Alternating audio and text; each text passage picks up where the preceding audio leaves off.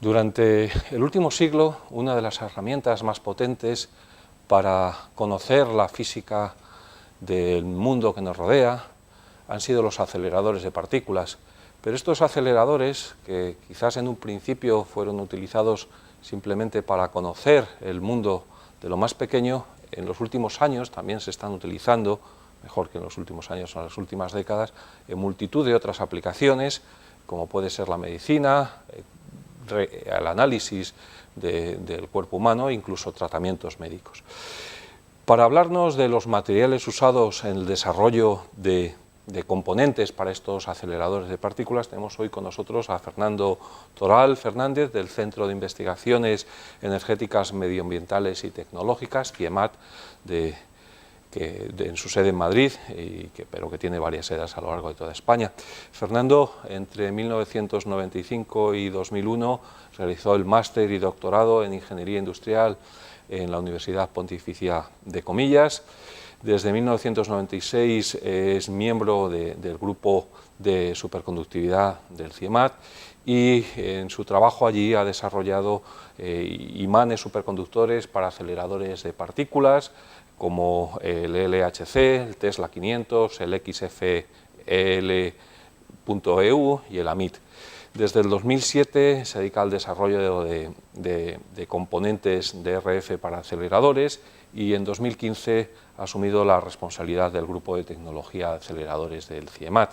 Sus líneas de trabajo e investigación se centran en componentes para aceleradores de partículas, imanes superconductores, estructuras de RF y otros, y asimismo trabaja en aceleradores de partículas compactos con aplicaciones médicas, lo cual un poco nos enlaza con el inicio de nuestra presentación.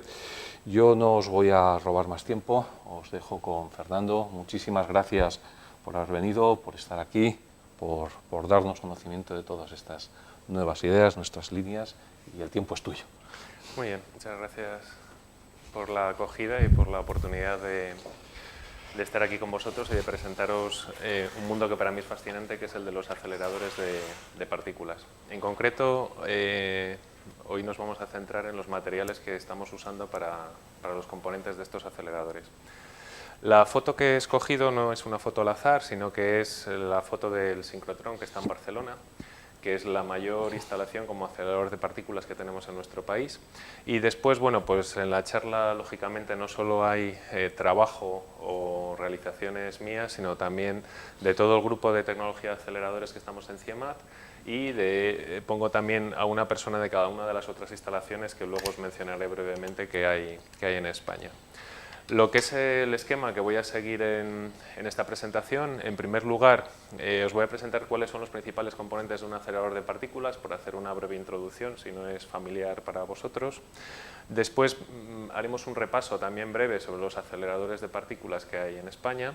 Y la segunda parte de la presentación, donde iré, digamos, de una forma más lenta o más pausada, será recorrer los materiales que usamos en dos de los componentes más habituales o más importantes de los aceleradores, que son los imanes, porque son encargados de guiar las partículas, y de las cavidades de aceleración, porque son las encargadas de energizar o de acelerar estas partículas. Y al final una transparencia simplemente de resumen, por aquello de que siempre es importante, después de 3/4 de hora, quedarnos con 2 o 3 ideas para nuestro provecho.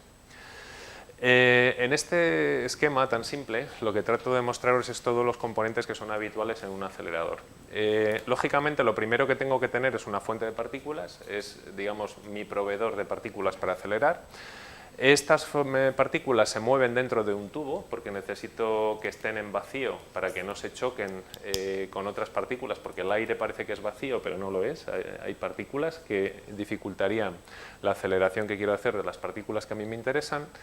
Y después, aquí pongo como ejemplo un acelerador circular, pero bueno, también los hay lineales. Sería simplemente coger una tijera y estirar este acelerador circular. En lo que es el acelerador voy a tener imanes, que son los encargados de guiar las partículas. Eso es muy importante. Recordad que un campo magnético no puede acelerar partículas, no puede cambiar su energía. Las encargadas de cambiar la energía de las partículas, de acelerar, son unos dispositivos que llamamos cavidades, que luego os presentaré. Y después, bueno, pues hay otra serie de componentes que, digamos, hay en menor número habitualmente, que son los detectores. Si utilizo estas partículas para chocar unas con otras. Los dispositivos de inserción, que serían los encargados de que si las partículas van en línea recta, introducirlas en un acelerador circular, o bien de extraerlas si me interesa para un cierto experimento. Y por último, la instrumentación, que es pues todos aquellos sensores que yo pongo en un acelerador que me dan información de lo que allí sucede. Vamos muy brevemente viendo lo que podría ser cada uno de los componentes. En este caso de la fuente de partículas os pongo aquí una de los posibles diseños de esta fuente de partículas. En este caso muy sencillo, por ejemplo, lo que consiste es que aplico una diferencia de potencial entre un ánodo y un cátodo, introduzco un gas en el interior de esta especie de chimenea y entonces lo que hago es ionizar ese gas y mediante otro campo eléctrico extraigo las partículas que se han ionizado. Esta fuente es muy sencilla, se llama una fuente de tipo Penny y es un poco para que veáis cuál sería la posible topología o forma de una fuente de partículas. Como podéis ver aquí puede haber fuentes para electrones, para iones, deuterones, bueno, hay muchos tipos diferentes de partículas que se pueden acelerar, pero lo que es importantísimo y no podemos olvidar es que todas tienen que ser partículas cargadas.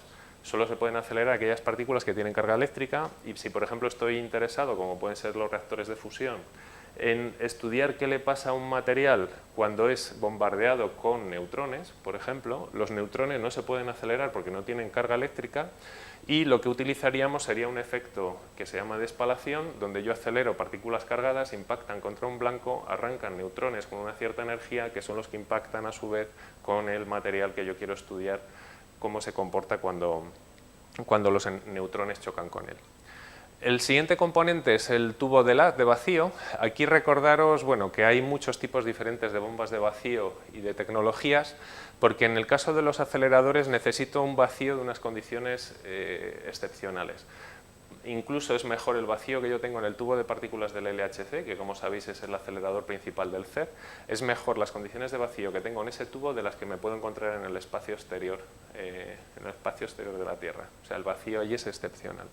Este es el tubo de LAD de partículas del LHC y luego, digamos, voy a utilizar esta misma fotografía en la última transparencia de la charla. Si ahora mismo os preguntara si le veis algo especial a este tubo, pues posiblemente me diríais que, bueno, pues que es un tubo de acero con otros dos tubitos aquí pegados y, bueno, parece que no tiene nada excepcional. Veremos al final cómo hay infinidad de detalles en este diseño y muchísima ciencia de materiales detrás de este diseño de aquí. El siguiente componente que he mencionado son los imanes.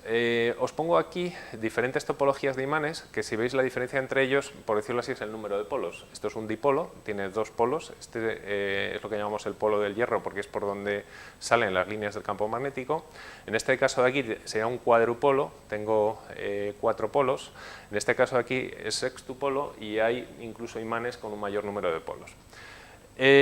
La función de los imanes en un acelerador es guiar las partículas y cada tipo de imán tiene una función diferente. Los dipolos son los encargados de curvar la trayectoria de las partículas, de ahí se deduce que en un acelerador circular son los encargados de que siga precisamente esta trayectoria circular, pero también me puede hacer pequeñas correcciones. Por ejemplo, algo que nunca pensamos es que las partículas pesan y entonces, por el efecto de la gravedad, las partículas caerían. Si yo las pongo a describir trayectorias, esas partículas irían cayendo. Pues necesito unos dipolos que me vayan corrigiendo, digamos, la posición vertical de las partículas debido al efecto de la gravedad, porque incluso aunque sean relativistas, siguen experimentando la gravedad. Los cuadrupolos son los encargados de focalizar las partículas, de mantenerlas unidas. No se nos puede olvidar que todas las partículas de un acelerador son del mismo signo, en principio se repelen entre ellas y hay que mantenerlas unidas. Tienen que estar agrupadas para que circulen dentro del tubo de LAD. Son las gafas del acelerador, son los cuadrupolos. Y los siguientes imanes de más alto orden no me voy a detener en cuál es su función. Os pongo aquí un ejemplo de cómo estarían hechos estos imanes. Básicamente es un hierro que me hace el retorno del campo magnético y unas bobinas que son las digamos, encargadas de crear este campo magnético, y luego iremos con más detalle a ver cómo están hechos estos imanes. Cavidades de aceleración. Estos dispositivos o estos componentes son los encargados de energizar las partículas. ¿Cómo lo hacen? Con campos electromagnéticos. Nos vamos a detener en la cavidad de aceleración más sencilla, quizás no es familiar para vosotros, pero lo que os tenéis que imaginar en este caso, que seguro que todos lo conocéis, es una caja de galletas de mantequilla. La típica caja de galletas de mantequilla danesas, eso es una cavidad de aceleración y se denomina pillbox, porque tiene la forma de una caja de pastillas en inglés. Entonces, nosotros lo que vamos a crear es un campo electromagnético en esa caja de galletas de mantequilla que tiene esta dirección de aquí, que tiene dirección perpendicular a las tapas de la caja de mantequilla. Curiosamente, por las leyes de Maxwell, se puede ver también que el campo magnético en ese caso tiene, digamos, dirección azimutal, son circunferencias, las líneas de campo magnético, y esto se puede aprovechar en un acelerador de la siguiente manera. Si yo modifico ligeramente esa caja de galletas de mantequilla de forma que le pongo un agujero en cada tapa para que las partículas puedan atravesarla, resulta que estas líneas que tenéis aquí, que son las del campo eléctrico, son las responsables de acelerar esas partículas cuando pasan a través de la caja. Y esto es una cavidad de aceleración y este es el método que se utiliza para acelerar las partículas. Ejemplos del resto de componentes, muy rápidamente, pues este por ejemplo sería un ejemplo de instrumentación. A lo largo de la presentación os voy a ir poniendo siempre fotografías de componentes que se han desarrollado siempre que puedo en nuestro país, para que veáis, digamos, que son ejemplos cercanos. Este por ejemplo es algo que ha hecho un compañero nuestro en el CIEMAT y digamos que estos especie de botones que tenéis aquí son antenas que lo que hacen es que me recogen la señal, es parecido a este dispositivo aquí, me recogen la señal del haz de partículas cuando atraviesa este dispositivo y me informa de su posición en los dos ejes perpendiculares respecto de este dispositivo, digamos es lo que se llama un monitor de posicionado del haz. Los detectores, pues los detectores se utilizan en los aceleradores que tienen aplicación de colisionadores de partículas, como puede ser el LHC para estudiar física de partículas, y lógicamente tenemos aquí como ejemplo Atlas, que es el detector más grande del LHC y también el más grande del mundo. Para que os hagáis una idea, pues son más o menos 7.000 toneladas de podemos decir, componentes. Estos criostatos que veis aquí son las bobinas de un toroide de dimensiones más o menos de unos 12 metros de largo que crea el campo magnético que necesito para estudiar correctamente el resultado de los choques, y luego pues todo está lleno de sensores, fibra óptica, electrónica, para estudiar los diferentes tipos de partículas que yo me puedo encontrar como resultado de los choques que suceden en el detector. Los dispositivos de inserción los pongo aquí porque es un elemento sobre todo muy habitual en los aceleradores de luz sincrotrón. Los aceleradores de luz sincrotrón son los aceleradores de estudio básico de ciencia de materiales y como estamos en un seminario de ciencia de materiales pues creo que deben tener un protagonismo quizás incluso mayor que el de los colisionadores de partículas que estarían más alejados de nuestra disciplina. ¿Qué geometría tienen estos dispositivos de inserción? Pues básicamente son una concatenación o son una serie de imanes permanentes cercanos, luego lo veremos con un poquito más de detalle, y estos imanes permanentes me dan campos verticales en dirección, digamos, dirigidos primero hacia abajo y luego hacia arriba, de forma que cuando las partículas atraviesan estos campos magnéticos lo que hacen es que oscilan y en esa oscilación generan una radiación que es la radiación sincrotrón, que luego se va a estudiar se va a utilizar para el estudio de ciencia de materiales y también pues, para otras aplicaciones como puede ser biología o farmacia. Y por último, pues para inyección y extracción de estos aceleradores hay distintos tipos de dispositivos que normalmente llamamos Kicker y Septum, y que los pongo también porque, bueno, pues es un, digamos, luego voy a hacer alguna mención sobre materiales que se utilizan para este tipo de dispositivos, y por ejemplo, pues esto es uno de los que hemos hecho en nuestro grupo que está instalado en el CER, que básicamente son dos placas paralelas enfrentadas, como si fueran un pequeño condensador, que cuando son energizadas crean un campo electromagnético que me desvía las partículas y por eso se llaman kicker. Digamos que son como el Cristiano Ronaldo de los aceleradores de partículas. Son los que patean las partículas. Y este ha sido el repaso rápido por los distintos componentes de un acelerador. En las próximas transparencias voy a hacer un repaso rápido por cuáles son los principales aceleradores que hay en nuestro país. Digamos que hay grandes infraestructuras, no tan grandes como las que podríamos encontrar igual si vamos a nivel europeo o mundial, pero bueno, relativamente grandes. La mayor está en Barcelona, es un sincrotrón que se utiliza principalmente para estudio de ciencia de materiales. Aquí en Madrid tenemos en la Autónoma también una instalación con aceleradores para estudio de ciencias de materiales y en Sevilla está el Centro Nacional de Aceleradores. En Bilbao están arrancando ahora la contribución a una gran instalación europea que es la SS, de una fuente de espalación. Y luego no nos podemos olvidar que hay muchos pequeños aceleradores, tanto con aplicaciones médicas como industriales.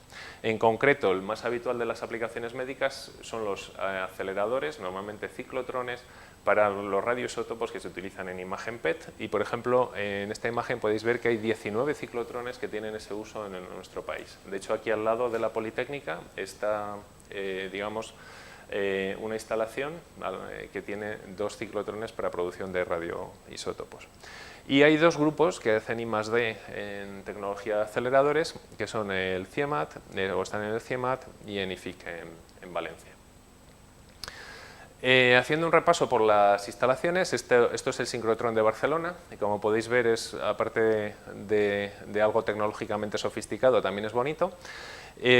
Aquí podéis ver un esquema de cómo es este acelerador, que lo que tiene es, como veíamos antes, una fuente, un acelerador lineal para comunicar una energía inicial de las partículas, luego tengo otro anillo donde consigo aumentar todavía más la energía de las partículas y finalmente las inyecto en un anillo de almacenamiento de donde las voy extrayendo para los distintos experimentos que yo pongo al final de estas líneas.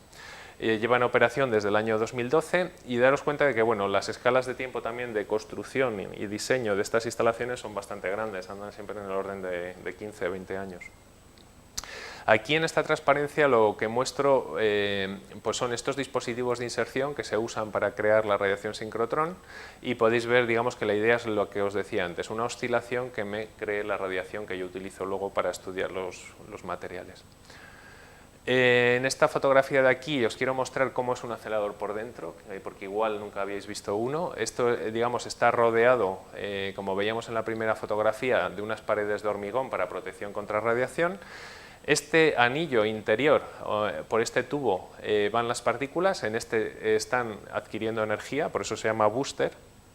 Por ejemplo, veis que esto es un cuadrupolo y veis que ese de ahí atrás en rojo es un dipolo. Incluso aunque no supierais nada, os doy la pista de que los rojos son dipolos y los azules son cuadrupolos, ¿vale? Pero también podéis contar el número de polos.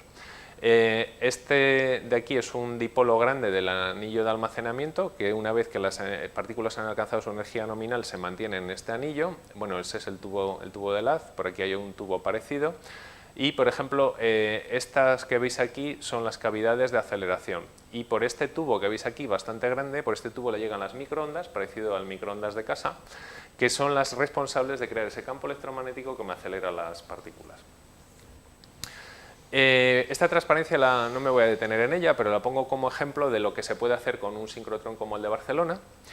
Como podéis ver aquí, pues hay diferentes experimentos, hay hasta 7 líneas ahora mismo instaladas y podéis ver que hay pues, estudios de diferentes materiales o de condiciones o de, digamos, de experimentos con interés para biología o para química o para caracterización magnética de los materiales. Este es el centro de análisis de materiales que está en la Autónoma, de aquí de Madrid. Podéis ver en esta fotografía lo que es el acelerador propiamente dicho y luego aquí detrás se ven todas las líneas que, porque yo una vez que extraigo las partículas puedo redirigirlas a los distintos experimentos que tengo instalados y aquí os hago una breve descripción de los distintos experimentos de ciencia de materiales que son habituales para ellos. Aquí hay algunas fotografías del Centro Nacional de Aceleradores. Como podéis ver, este de aquí, por ejemplo, es un ciclotrón. Este ciclotrón se utiliza para radioisótopos, para creación de radioisótopos, y los otros aceleradores principalmente para estudios de ciencias de materiales.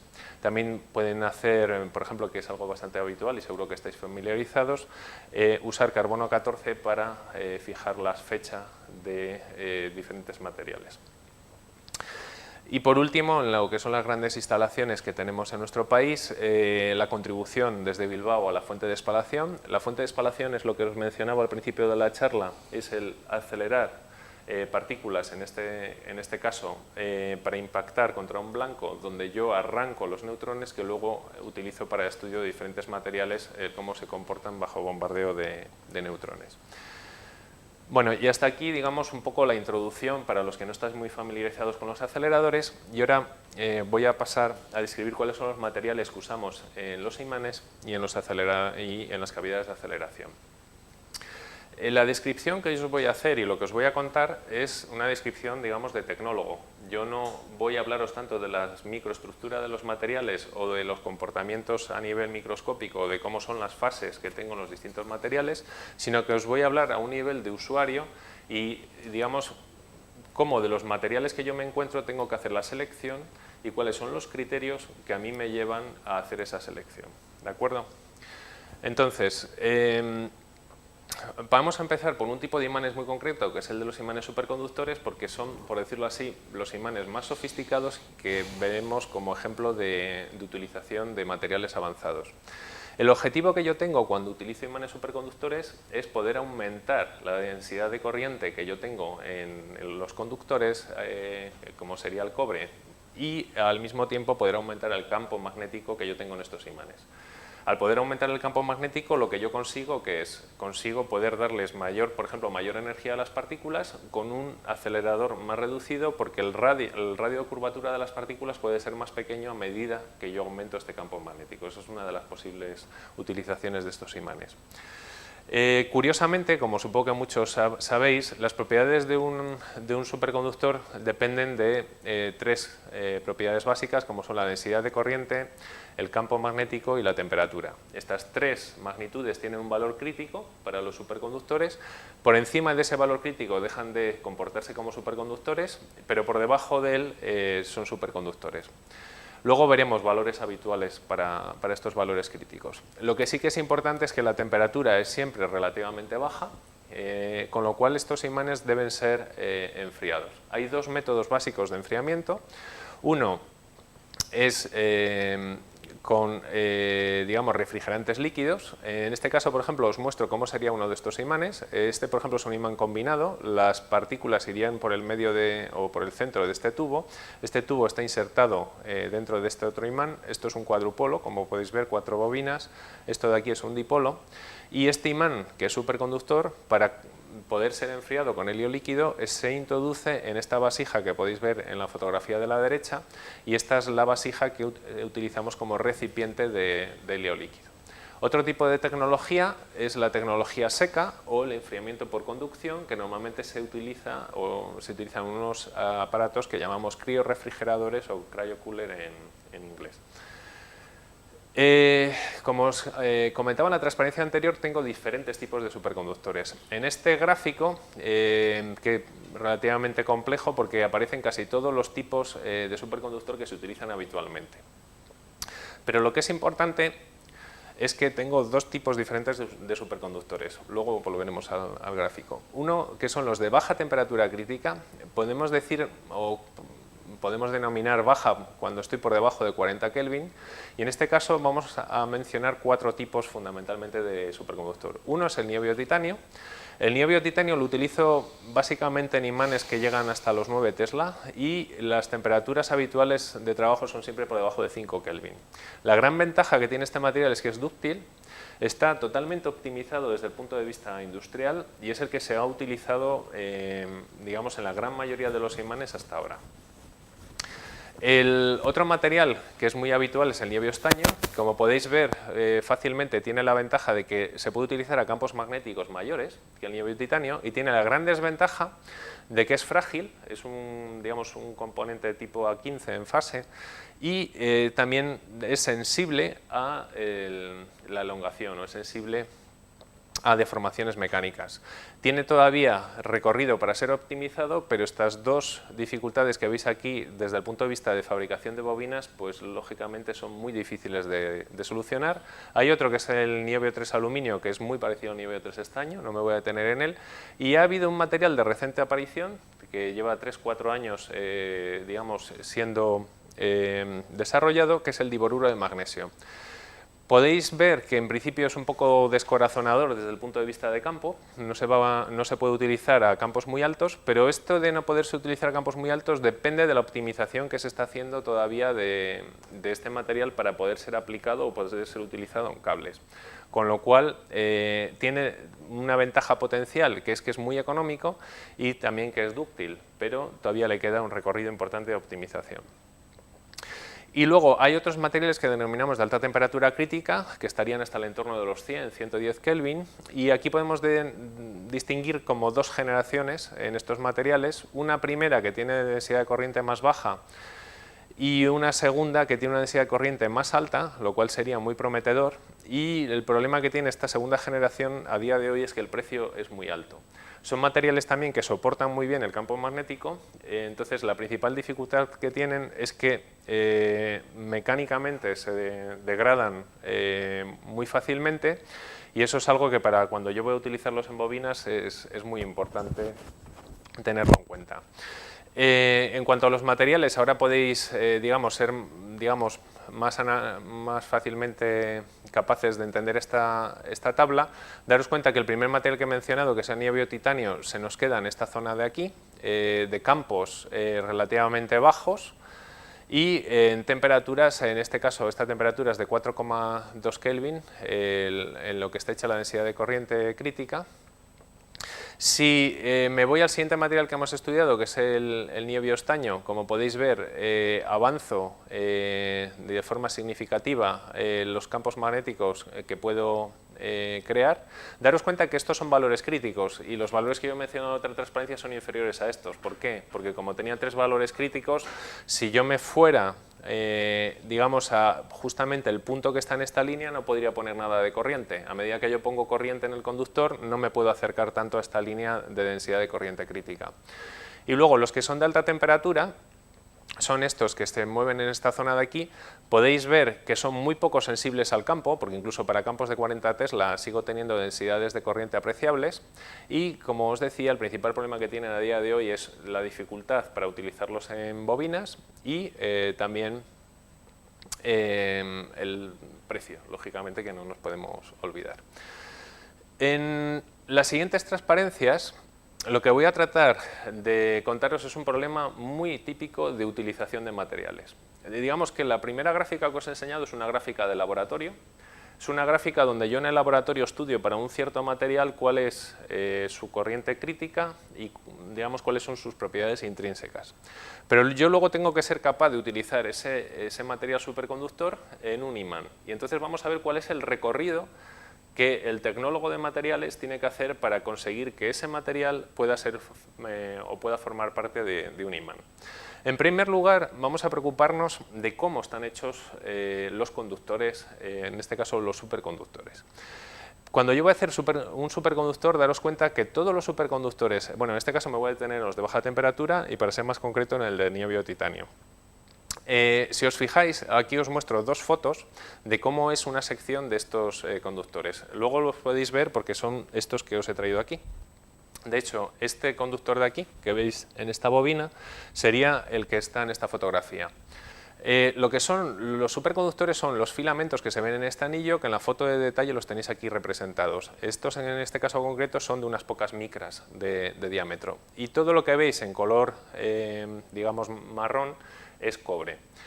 El por qué necesito este cobre es porque cuando los materiales dejan de ser superconductores, como están llevando una corriente, resulta que el superconductor, una vez que transita por encima de su temperatura crítica, es muy mal conductor. y entonces necesito el cobre para que se haga cargo de esta corriente y el imán pueda sobrevivir y no tenga un fallo catastrófico. Entonces es muy importante que este cobre sea un conductor excepcional y, por ejemplo, como tecnólogo me tengo que preocupar de cuál es lo que denominamos la triple R, que es la resistividad residual que le queda al cobre. Y como podéis ver, digamos, esa triple R está relacionada con la pureza del cobre, y podéis ver que a temperaturas tan bajas como las que yo me muevo en superconductividad, que estoy en el entorno de los 4 a 10 Kelvin, la influencia de cuál es la pureza del cobre es muy grande en el valor de la resistividad eléctrica que yo tengo. Si yo estuviera por encima de 40 Kelvin, prácticamente no hay ninguna diferencia entre estas conductividades, pero cuando estoy a temperaturas muy bajas sí. Y por ejemplo, eso lo tengo que tener en cuenta y yo tengo que pedirle al fabricante de este conductor que me dé una triple R. Normalmente el valor típico es superior a 100, ¿de acuerdo? Para tener una resistividad eléctrica elevada. Hay otros fenómenos en los que no me voy a detener a explicar, pero que digamos que me causan problemas en el uso de los superconductores, como es la inestabilidad o los saltos de flujo.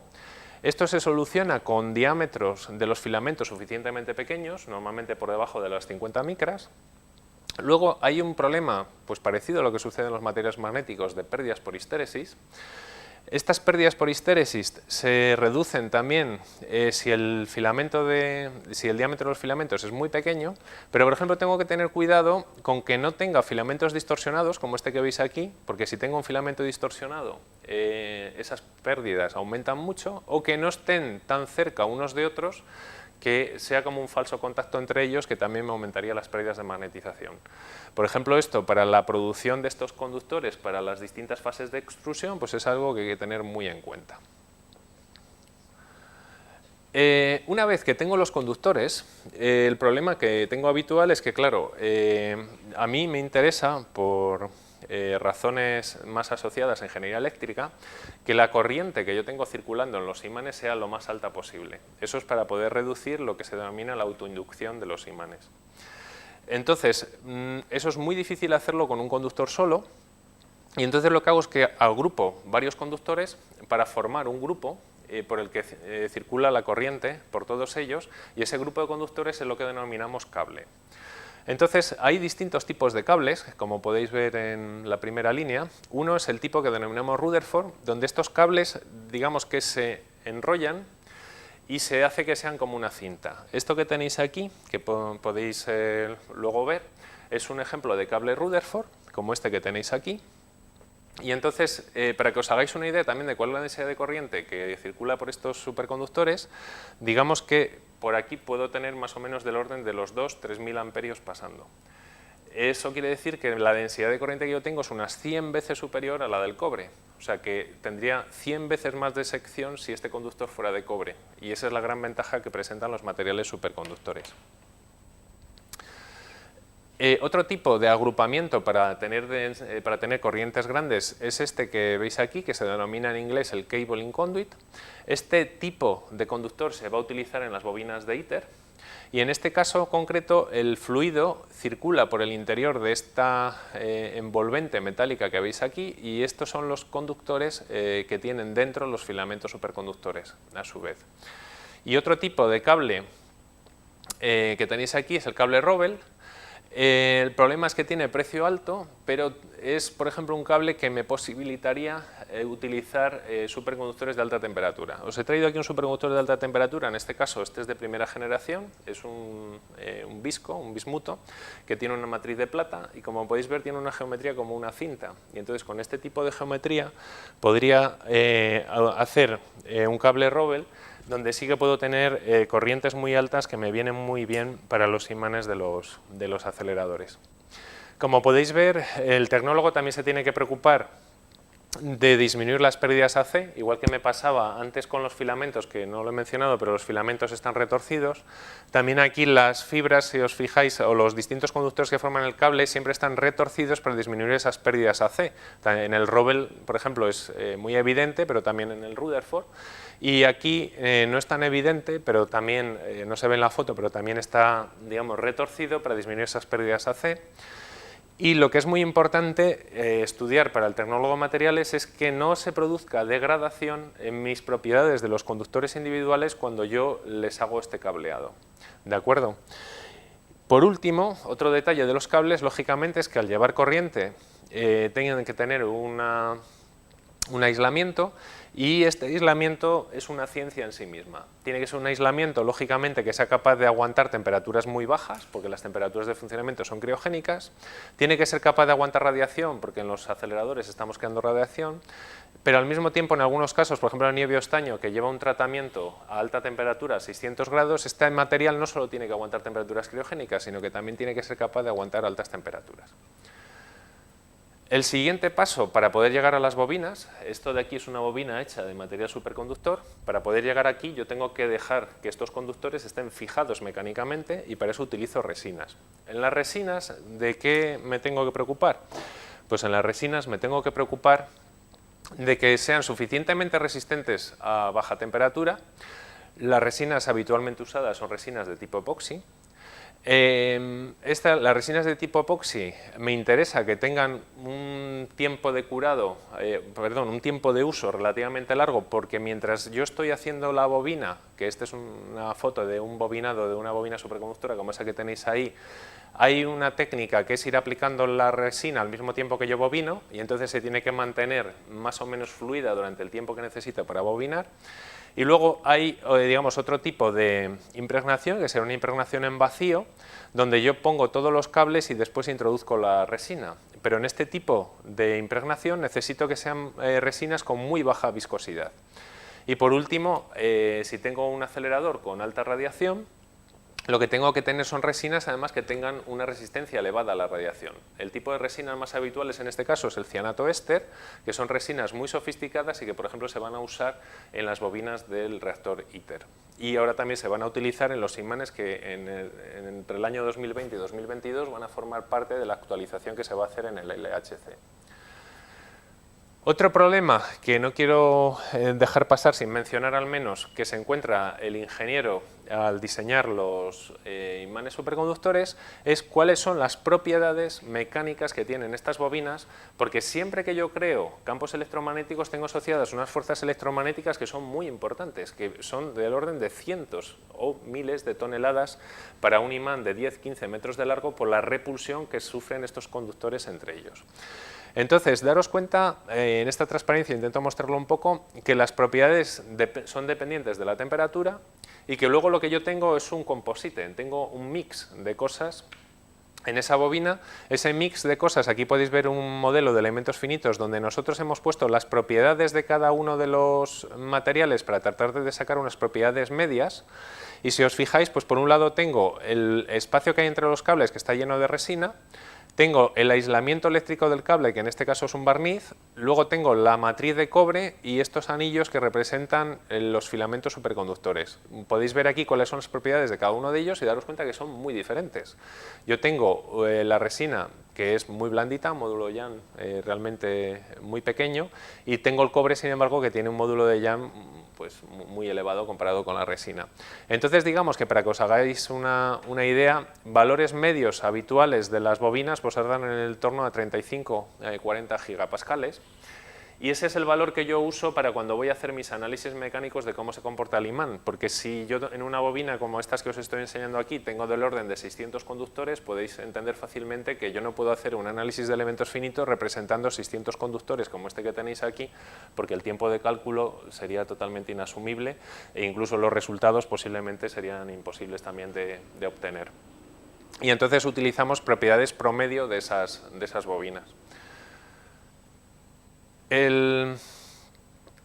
Digamos, el siguiente paso para poder llegar a un imán es el hierro que hemos visto antes, o el yugo magnético. ¿Qué propiedades le podemos pedir a este material? Lógicamente que tenga un punto de saturación tan alto como sea posible, para que estos imanes, que están pensados para crear campos magnéticos muy intensos, puedan, digamos, aprovecharse de ese refuerzo que hace el material magnético de la corriente creada en el superconductor. Pero el problema que tenemos es que el material más habitual, que sería un hierro bajo de carbono, tiene propiedades mecánicas bastante pobres. Entonces, ¿qué es lo que hacemos en este caso? Bueno, pues en este caso lo que hacemos es, pues por ejemplo, embridarlo entre dos placas, de forma que me aprieta todas las laminaciones que yo tengo, para que el esfuerzo mecánico no se lo esté llevando el hierro. Y después también es importante, por mencionar algunas otras propiedades de materiales que me preocupan, en el resto de piezas que yo utilizo para sujetar todo el imán, pues por ejemplo que puedan operar a temperaturas criogénicas, que sean buenos aislantes eléctricos, que no tengan permeabilidad magnética apenas para que no me distorsionen el campo magnético creado por las bobinas y el hierro, y que tengan muy buena resistencia a la radiación. ¿Qué tipos de materiales vamos a estar utilizando en este caso? Pues por ejemplo son muy adecuados los composites de fibra de vidrio, como puede ser el G10, G11 o este otro, el Duratron, que además también se comporta muy bien a la radiación. Para el aislante voy a utilizar en infinidad de ocasiones las cintas de polimida, que el nombre comercial más habitual es Kapton, y luego los aceros inoxidables que voy a utilizar van a ser siempre de baja permeabilidad. Bueno, en este caso hay un error que es el 1.4435 y el 1.4429. Esos serían los dos más habituales. En cuanto a la vasija, ¿cuáles serían mis principales preocupaciones en cuanto a la vasija? Pues principalmente asociadas a todas las normas que tenemos que cumplir desde el punto de vista del código de presión. Los dos más habituales son el código europeo o bien el americano, y daros cuenta de que estas normas, porque lógicamente tengo que cumplir las normas de seguridad en una gran instalación, hacen que solo unos pocos tipos de acero inoxidable sean válidos para baja temperatura. Aquí os doy los dos más habituales porque además en este caso tienen baja permeabilidad magnética. Hacen que solo haya un filler, por ejemplo, que esté cualificado o que se pueda usar para este tipo de aceros a estas temperaturas. Las preparaciones de soldadura son muy concretas y no todas son posibles, lo cual me puede dificultar mucho el diseño, porque yo, como estoy diseñando componentes de precisión, tengo que tener mucho cuidado con las deformaciones que me inducen las soldaduras, y entonces por eso muchas veces utilizamos utillajes como el que veis aquí en la foto para tratar de mantener estas deformaciones bajo control. Otro aspecto de los imanes superconductores sería que están, digamos, envueltos en criostatos, porque para mantener una temperatura criogénica yo necesito un criostato. ¿Qué cosas curiosas nos podemos encontrar desde el punto de vista de materiales en un criostato? Bueno, pues que los materiales que se utilizan, lógicamente, tienen que ser materiales con muy bajas pérdidas térmicas. Bajas pérdidas térmicas tanto por conductividad como por radiación. Esto que veis aquí en la foto es un ensayo de un imán superconductor. El imán superconductor está aquí en la parte inferior, que es una bobina que denominamos solenoide. Esto de aquí es el criostato, que tiene doble pared para disminuir las pérdidas térmicas, y todo esto se introduce en este criostato y se rellena luego con helio líquido para poder hacer el ensayo. Estos discos que veis aquí son pantallas antirradiación para poder disminuir las pérdidas por radiación, y como nos sucedía antes, tienen que ser también aceros inoxidables con baja permeabilidad magnética para que no nos distorsionen los campos que estamos creando. Pero si en lugar de este tipo de criostatos estuviéramos usando un enfriamiento seco con un cryocooler, lo que me interesaría sería utilizar materiales con alta conductividad para ese enfriamiento por conducción, ¿de acuerdo? Entonces, soluciones habituales que utilizamos en un criostato desde el punto de vista de materiales, pues por ejemplo, superficies pulidas o aislamientos en multicapa para poder disminuir las pérdidas térmicas, aislamientos también con fibras de vidrio, y si tuviera que hacer enlaces para este tipo de enfriamiento por conducción serían con cobre libre de oxígeno. ¿Por qué cobre libre de oxígeno? Porque es un cobre muy puro y, como vimos antes, sería con una triple R alta, y entonces tendría una muy buena conductividad térmica que está asociada a esa muy buena conductividad eléctrica que habíamos visto antes con la ocasión de los cables superconductores. En esta otra imagen de aquí lo que os muestro es un criostato que hemos diseñado para un ciclotrón que estamos desarrollando en el CIEMAT. Entonces las bobinas serían estas dos zonas en rojo. Estarían enfriadas por helio que circula por este canal. Todo ello está envuelto en una vasija de un acero inoxidable de baja permeabilidad, que es la que contiene el helio. Y luego tengo una pantalla térmica intermedia para disminuir las pérdidas por radiación, que es de cobre. Esta pantalla térmica está recubierta de una hoja de aluminio pulida, o digamos con muy alta emisividad para disminuir esas pérdidas por radiación, y todo ello está encerrado en una cámara de vacío para mantener el vacío que yo necesito para reducir las pérdidas por conducción, pérdidas térmicas por conducción. Y este es diseño típico de un criostato. Otro aspecto que quizás no habíais caído es que yo a los imanes lógicamente les tengo que dar corriente. Pero si los imanes hemos dicho que está funcionando unos pocos Kelvin, yo mi fuente de alimentación la tengo en mi laboratorio o en mi instalación y está a temperatura ambiente. ¿Cómo consigo pasar una corriente desde temperatura ambiente a temperatura criogénica? Pues en principio lo que uno sabe es que hay una ley, que es la Wiedemann-Franz, que me asocia la conductividad eléctrica y térmica de los materiales. Quiere decir que normalmente son relativamente proporcionales. Y quiere decir que si yo quiero pasar una corriente, quiero alta conductividad eléctrica, y eso me motivaría al tener una alta conductividad térmica, que es lo que yo no quiero para que mis pérdidas térmicas no sean altas, lo cual sería muy costoso para el enfriamiento. ¿Qué soluciones tengo? Pues hay dos tipos de dispositivos, digamos, habituales en estas tomas de alimentación. Unas están basadas en conductores resistivos, que normalmente son cobre, latón o cobre fosforoso. El cobre fosforoso es curioso porque se aleja relativamente de la ley de Wiedemann-Franz y tiene una conductividad eléctrica bastante buena con una conductividad térmica no tan buena. Y luego también se utilizan superconductores de alta temperatura crítica. Os traigo algunas imágenes.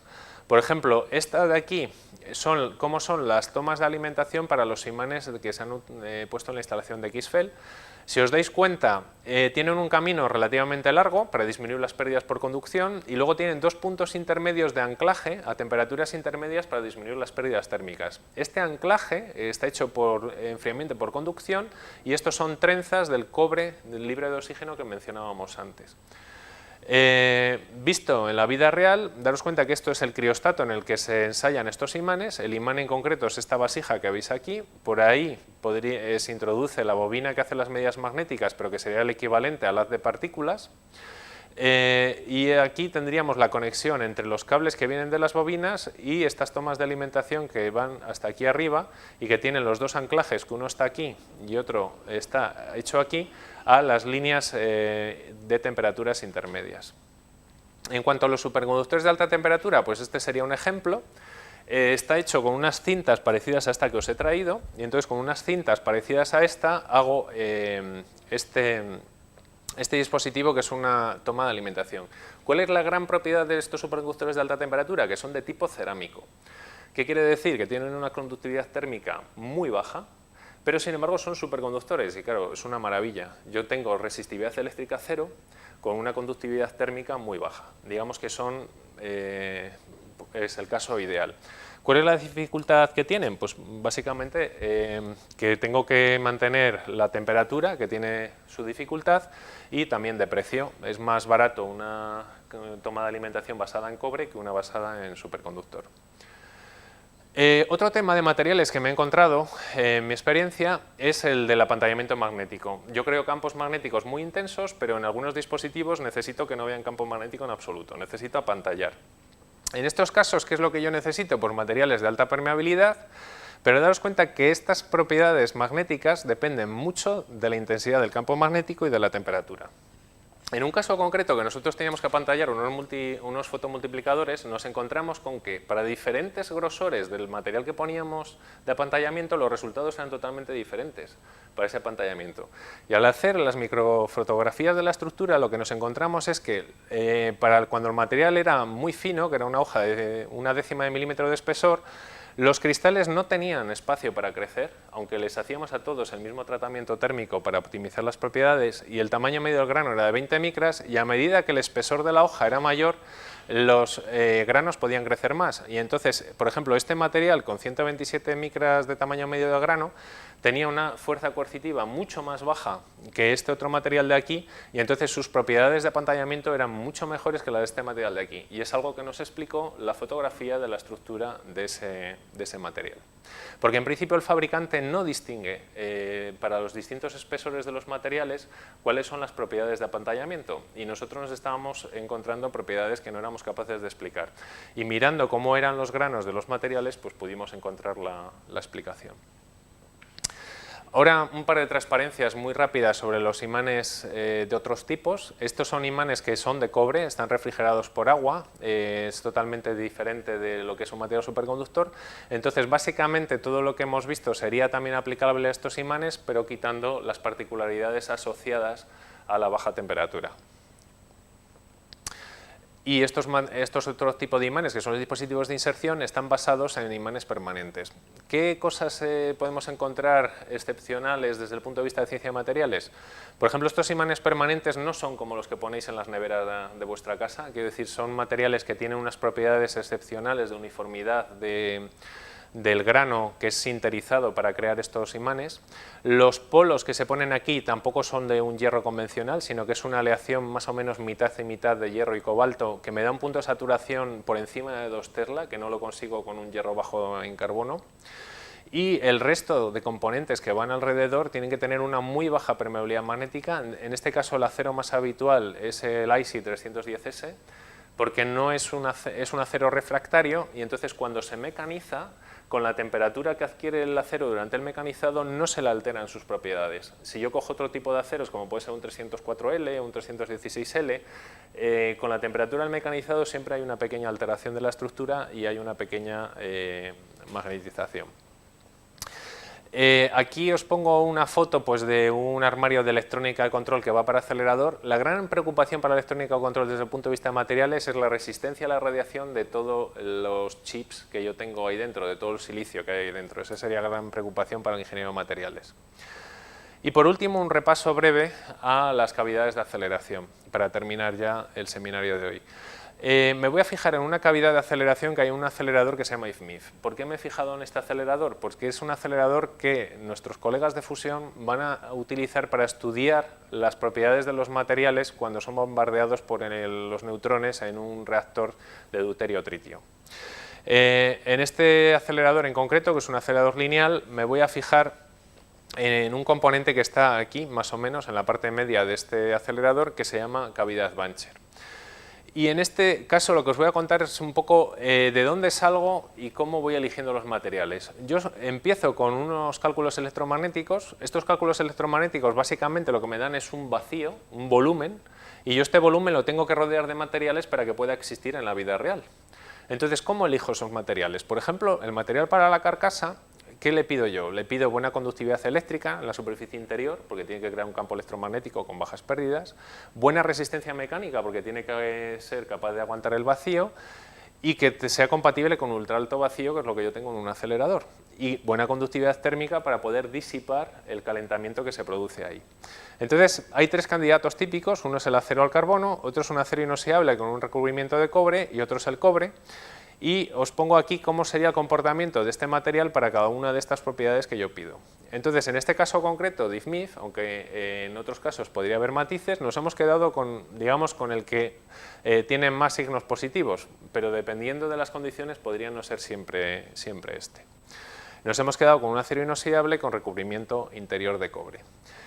Recordaros que, por ejemplo, hacemos análisis mecánicos para ver cómo es la deformación con el vacío.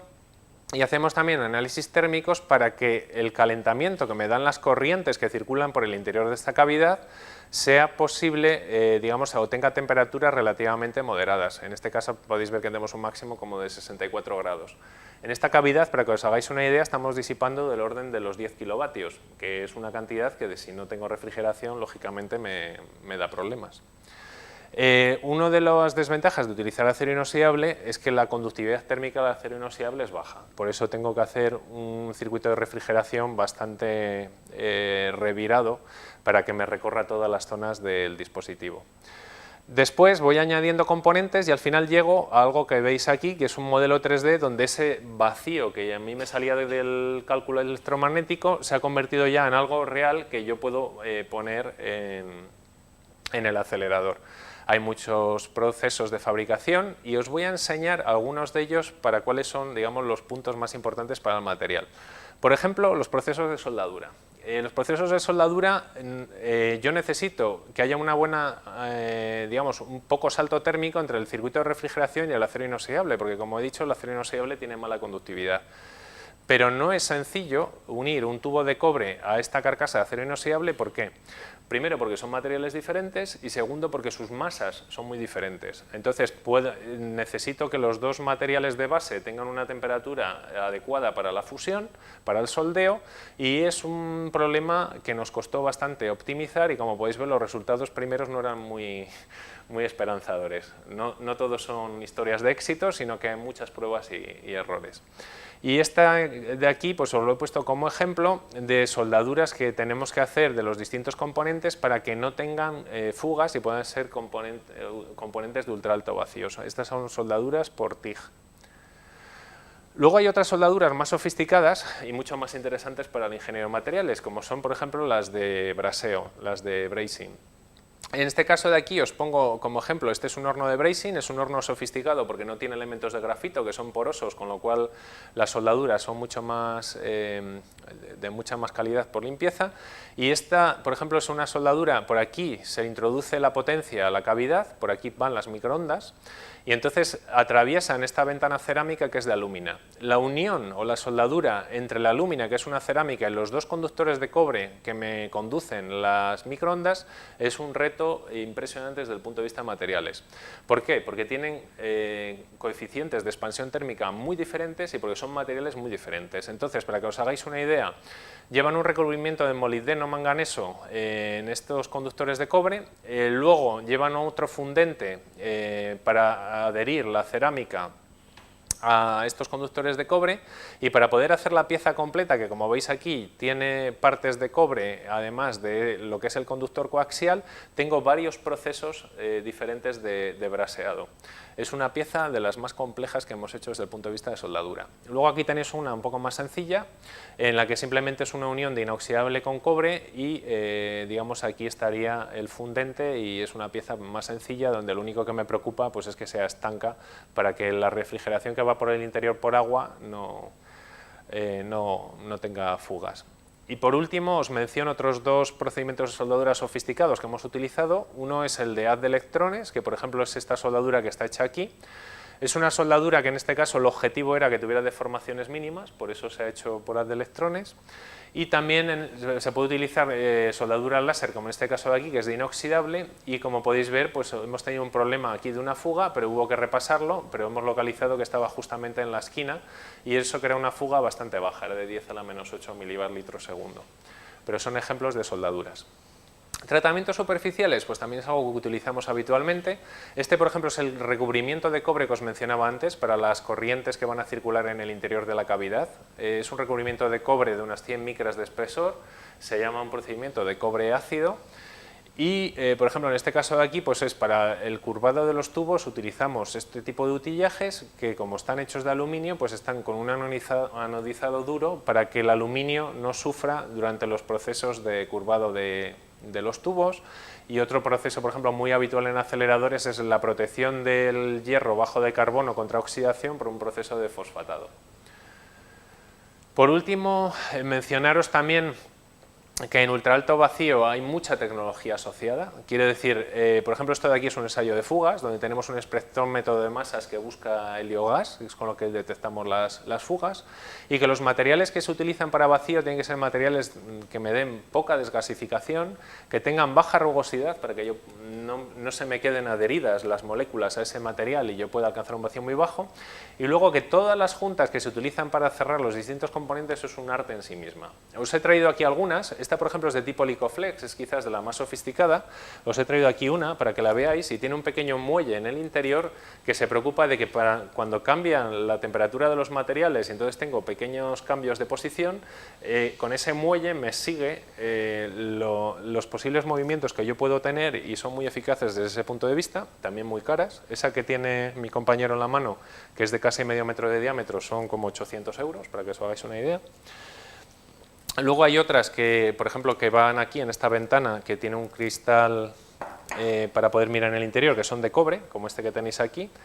Desde el punto de vista de materiales, es un cobre con, digamos, en este caso recocido, para que sea un poquito más blando y entonces no dañe, por ejemplo, esa ventana de cristal, entonces por eso se recuece el cobre. Y a ver, así para algún aspecto más que os puede llamar la atención, estaría el proceso de limpieza. Tenemos distintos procesos que usamos, tanto con disolventes, con baños de ultrasonidos, baños químicos.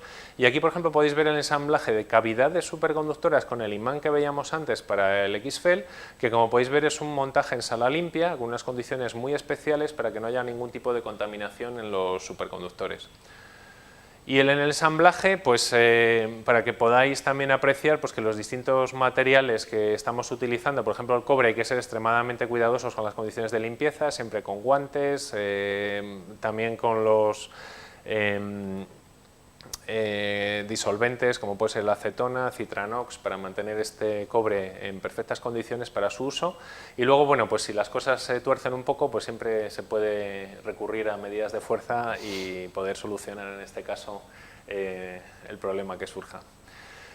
Y ya, para terminar, quería daros una idea también de que todo esto después hay que ensayarlo, un poco porque vierais cómo son los ensayos de este tipo de cavidades. Este, por ejemplo, es el responsable o el generador de las microondas, que lo ha desarrollado una compañía, una empresa de aquí que está en Alcorcón, que se llama Betesa, y esto es la instalación que queda de todo el equipo en Barcelona. Para las microondas vendrían por este tubo. Esta es la cavidad de aceleración y aquí se aceleran las partículas, y de los electrones que tenemos por emisión térmica, pues se detectan aquí cuál sería la energía de estos electrones. En este caso era más o menos de unos 200 keV, el máximo que hemos medido. Y bueno, después de pues, estos 3/4 de hora un poquito largos de presentación, si nos tuviéramos que quedar con algunas ideas, ¿con cuáles serían? Pues que hemos visto cuáles son los principales componentes de un acelerador de partículas. Hemos recordado el proceso que nos lleva desde un material en el laboratorio, desde el superconductor, a la optimización de dicho material en un imán para un acelerador. Nos hemos visto cómo es el conductor, cómo son los cables. Ah, que me ha alargado.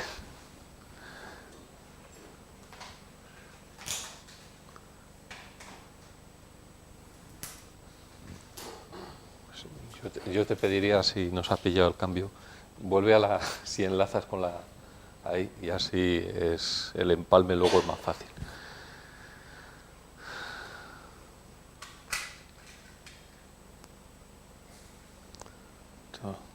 Las cintas siguen siendo magnéticos clásicos, ¿no? Y la calidad es mejor la cinta que el disco duro o cualquier otra cosa. Gracias.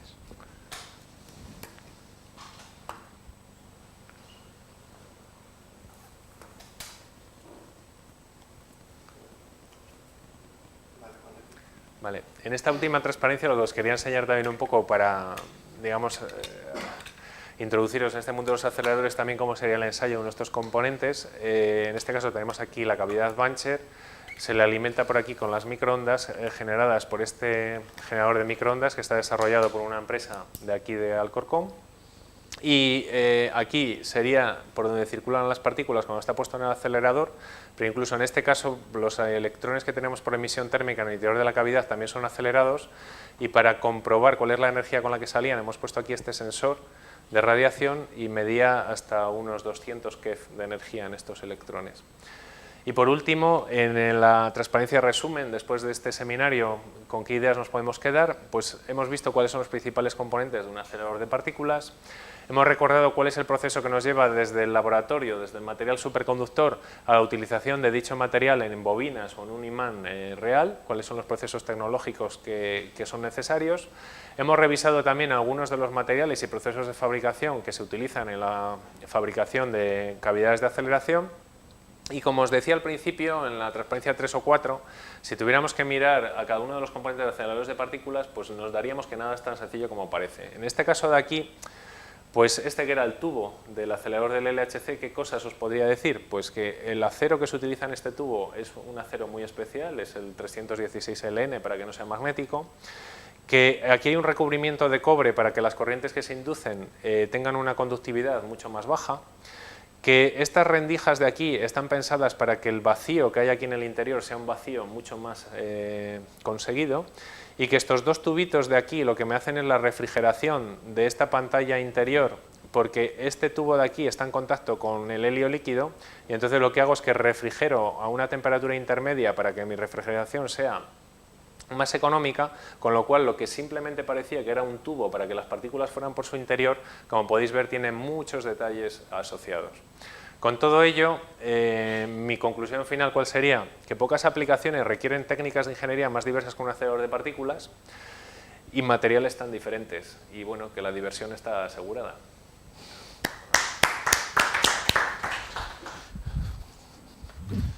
Muchísimas gracias, Fernando, por la charla, porque ha sido realmente muy interesante, pero creo, te voy a apuntillar dos cosas, y es que cuando tienes toda esta complejidad de sistemas y además unes la baja temperatura más el vacío, la complejidad no es que se sume, es que crece exponencialmente y lo sabes muy bien.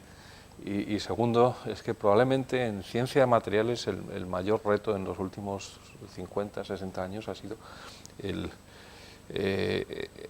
paso de los superconductores de baja temperatura crítica, los superconductores clásicos, donde teníamos pues, piezas muy pequeñas a la producción de estos superconductores que son kilométricos, porque son cintas superconductores, pero ténganse en cuenta un par de cosas, y es que son materiales cerámicos, con todas las dificultades que nos has contado, y son monocristales. Y hace 30 años, cuando empezó toda esta superconductividad a alta temperatura crítica, a nadie se le ocurría, bajo ningún concepto, tratar de fabricar un monocristal kilométrico. Como mucho unos milímetros, alguna cosa excepcional, 1 metro, y lo tenían ahí en una universidad de estas, de las que tienen dinero en Estados Unidos como ejemplo, y ahora lo estamos haciendo, y probablemente nos queda mucho camino de recorrer en todo esto, pero es, como decías, un reto apasionante desde el punto de vista tanto de la ciencia básica como de la ingeniería en sus múltiples aplicaciones. Bueno, perdona esto, pero es que me has excitado la imaginación. Y bueno, tenemos tiempo para alguna pregunta, si alguien se anima. Sí, perdón, te paso el micrófono para recoger mejor tu pregunta.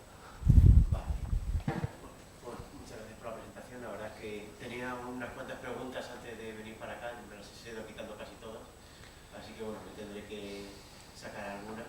Y básicamente es mi curiosidad es acerca de los superconductores de alta temperatura, porque todas las presentaciones que os he hecho aquí de cómo se pasa de un superconductor a algo real, ¿cuál es la complejidad si en vez de un superconductor de baja temperatura crítica es un superconductor de alta temperatura crítica? Porque sus propiedades mecánicas son muy pobres. ¿Sería más complejo o sería quizás más fácil al ser peores conductores térmicos? No, es más difícil en el sentido de que para tener, como mencionabas José Ignacio, necesito unas propiedades cristalográficas muy peculiares para que la conductividad sea buena.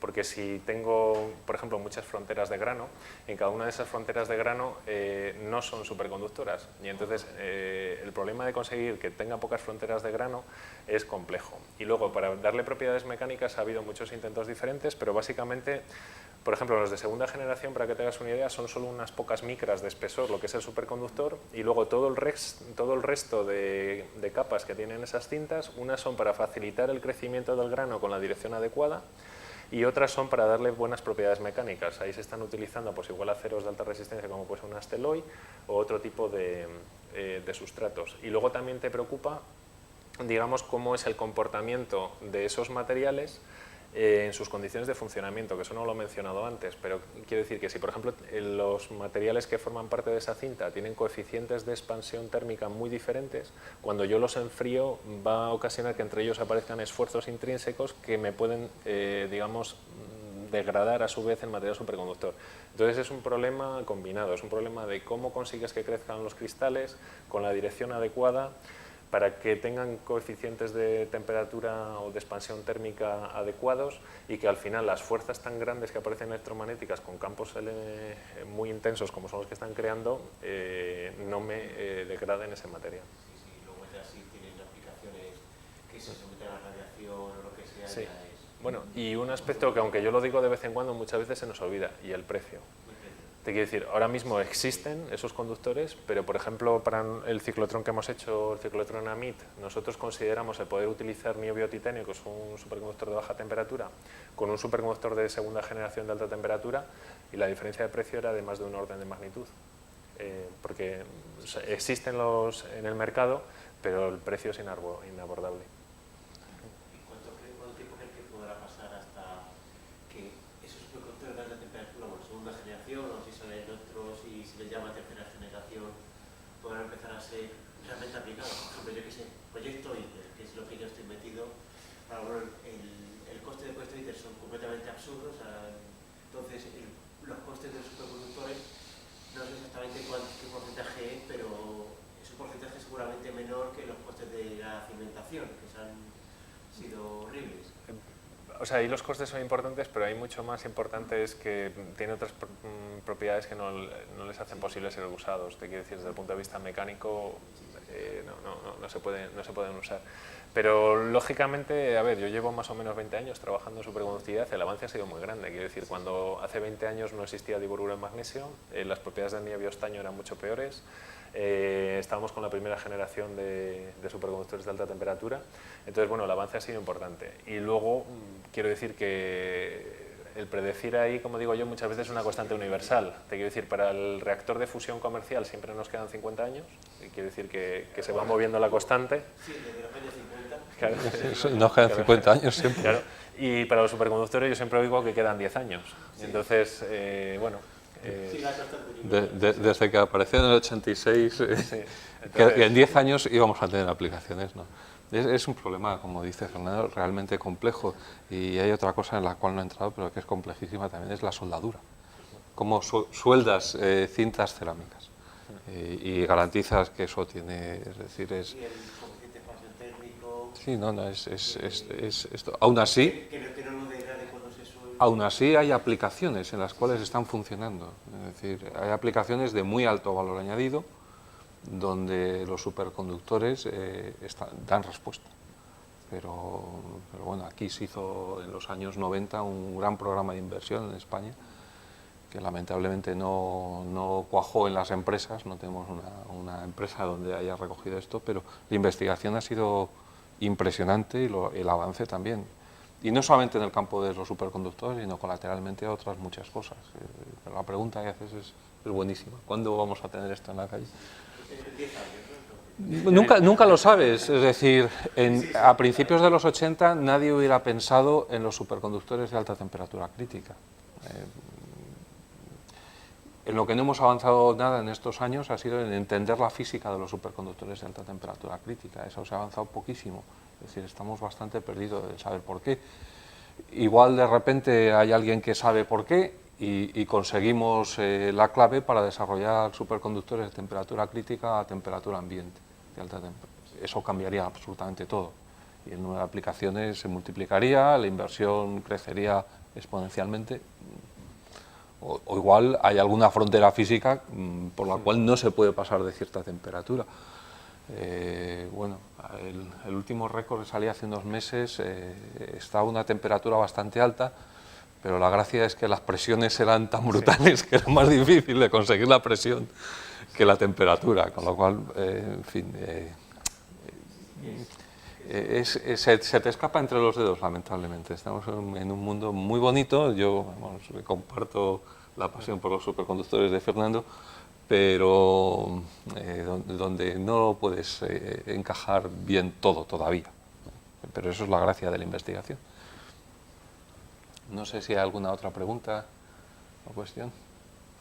Pues Fernando, muchísimas gracias por tu charla, ha sido increíblemente interesante y esta es tu casa para cuando quieras volver. Muy bien, muchas gracias.